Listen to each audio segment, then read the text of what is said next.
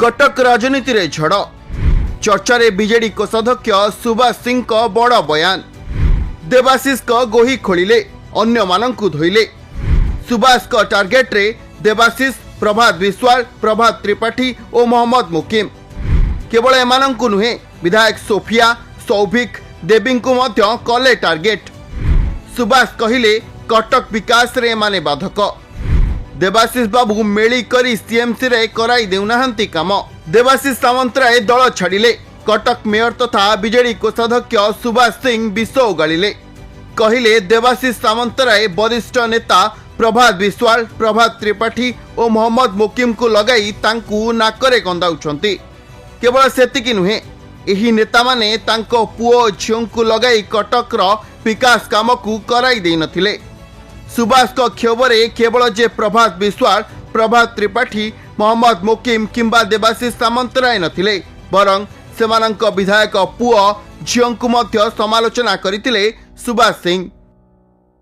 नले आंको पाखरे जे काम करिवो इब्रा मते 4 वर्ष तंकी चिपि देथिनि काम करिया पई।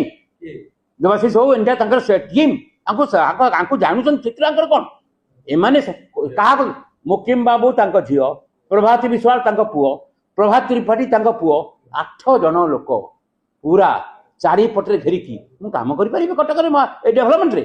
मु कटकवासी बीजेडी रे रहिथिवा लोक बाहर लोक तो सम्मति की मेंट करी एते आक्रमण करतले। कटकवासी सहयोग, नवीन बाबूर प्रत्येक सहयोग पाई मु आज 4 वर्ष कटक नुआ रूपरेखा करिया हैरान कथा कह कंदेवा कथा मु रास्तार केमती काउंसिल न चली पारिबो, काउंसिल को अचल करबा केमती सब बाट करथले माने आंकु दुरु जुहार। निजे बिजू बाबूंक सह काम करिथिबा कथा कही परोक्षरे से बिजू अनुगत बोली प्रमाण दैछंती सुभाष सिंह। आ कटकर विकास आगामी दिन रे किपरि होई परिबो से नहीं से नवीन बाबूंक निर्देश रे काम करिवे बोली कहिसंती। आ सीधा सीधा देवाशीष सामंतराय को पचारिछंती अनेक प्रश्न। सुभाष सिंह कहिसंती देवाशीष बाबू जने ठिकादार, तांको परिवार ओडिशा लुटुछंती। तांको नेतृत्व रे कटक बीजेडी 3 नंबर स्थान नेला काहींकी, से किए की से काहींकी टिकेट बांटिबे। मते नवीन बाबू मेयर कराइछंती, देवाशीष बाबू नुहे। तांकर कटक रे किंबा निज जन्ममाटी रे संगठन नहीं। दाम बाबू तांकु सठिक भावे जानिथिले। काहींकी एमिति रागिगले बीजेडी कोषाध्यक्ष सुभाष सिंह।